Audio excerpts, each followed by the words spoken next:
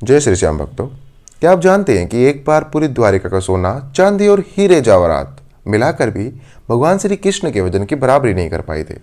लेकिन फिर रुक्मणी जी ने तराजू पर एक ऐसी चीज रखी जिसने पूरी कायनात के मालिक का पलड़ा भारी कर दिया। यही नहीं, एक साधारण सी बुजुर्ग महिला की रोज की पूजा से घबराकर स्वयं तुलसी माता सूखने लगी थी, क्योंकि उस महिला ने तुलसी जी से एक ऐसी मांग कर दी थी जिसे पूरा करने के लिए साक्षात भगवान विष्णु को धरती पर आना पड़ा। आज निर्जला एकादशी के इस पावन पारण दिवस पर हम आपको सुनाने जा रहे हैं तुलसी माता और भगवान विष्णु की वो 4 चमत्कारी कथाएं, जिन्हें सिर्फ सुन लेने से आपके जीवन के बड़े से बड़े संकट और पैसों की तंगी हमेशा के लिए खत्म हो जाएगी। कथा को अधूरा छोड़ने की भूल मत करना, क्योंकि आधी अधूरी कथा का फल नहीं मिलता। तो चलिए प्रेम से बोलते हैं, ओम नमो भगवते वासुदेवाय नमः। भक्तों, आइए सुनते हैं पहली अद्भुत कथा। एक गांव में एक बुजुर्ग महिला रहती थी। वह बहुत ही सात्विक और धार्मिक प्रकृति की थी। वह रोज सुबह उठकर तुलसी माता की पूजा करती, उन्हें जल चढ़ाती और एक बात रोज कहती थी, हे तुलसी माता, तुम सबकी दाता, मैं तेरा बिरला सींचती हूं, तुम मुझे बहू दे, धन दौलत दे, बैकुंठ में वास दे और अंत समय में साक्षात श्री कृष्ण का कंधा दे। वह बुढ़िया माई रोज यही मांग दोहराती। अब बाकी सब तो ठीक था, लेकिन कृष्ण का कंधा देने की बात सुनकर तुलसी माता चिंतित हो गई और धीरे धीरे सूखने लगी। जब भगवान विष्णु ने देखा कि उनकी प्रिय तुलसी सूख रही है, तो वह प्रकट हुए और कारण पूछा। तुलसी जी ने कहा, प्रभु, एक बुजुर्ग महिला रोज मुझसे आपका कंधा मांगती है, मैं उसे आपका कंधा कहां से लाके दूं?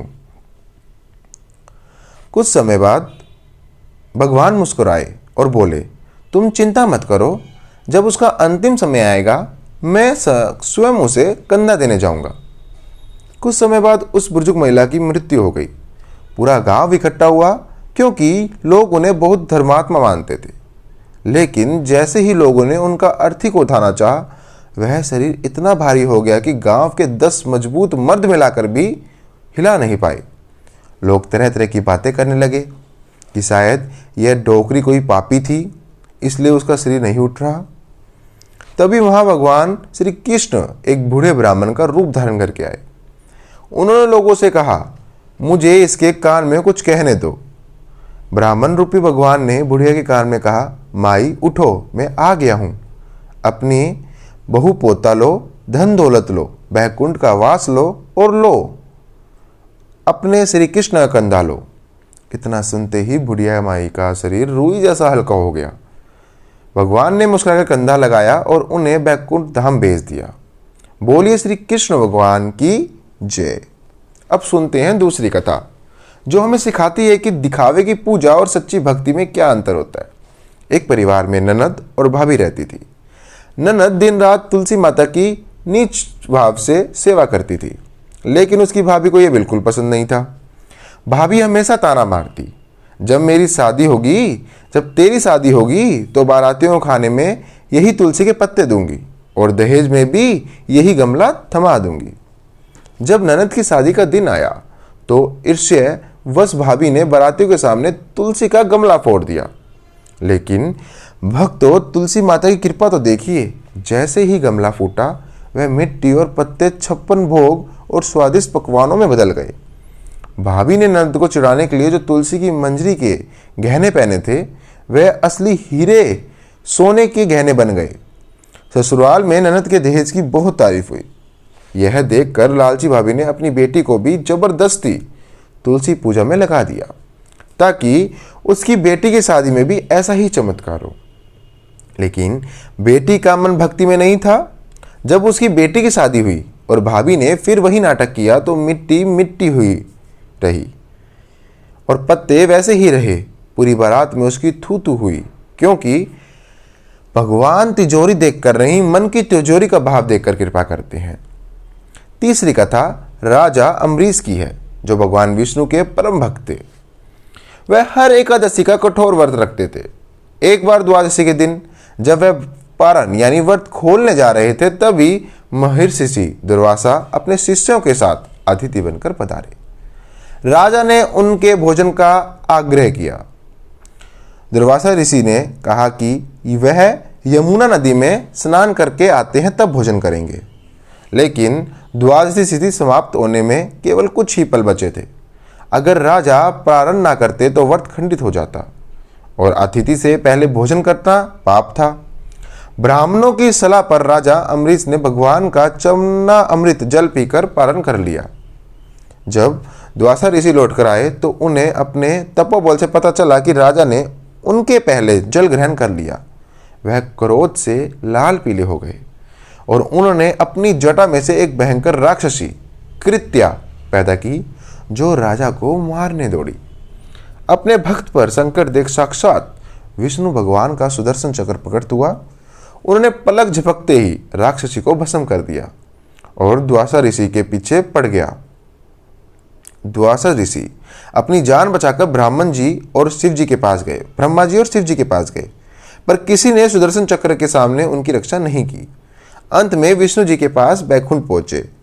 तब नारायण ने एक बहुत बड़ी बात कही, हे ऋषिवर, मैं स्वतंत्र नहीं हूं, मैं तो अपने भक्तों के अधीन हूं। अगर आपने मेरे भक्त का अपमान किया है तो क्षमा भी अपने आपको राजा अम्बरीश से ही मांगनी पड़ेगी। अंत में द्वासा ऋषि जी ने राजा के पैर पकड़े और राजा ने सुदर्शन चक्र को शांत किया। ये है नारायण की अपने भक्तों के प्रति शक्ति। और अब आते हैं हमारी चौथी और अंतिम महाकथा पर। एक ऐसे देवर्षि नारद के मन में आया कि क्यों ना भगवान विष्णु की परीक्षा ली जाए। ये माता रुक्मणी के पास गए और बोले, देवी, अगर आप चाहती हैं कि अगले जन्म में भी श्री कृष्ण आपको ही पति के रूप में मिले तो आपको इस जन्म में उन्हें मुझे दान करना होगा। रुक्मणी जी नारद की बातों में आ गई। उन्होंने संकल्प करके श्री कृष्ण को नारद जी को दान कर दिया। अब नारद जी भगवान को सन्यासी बनाकर अपने साथ ले गए।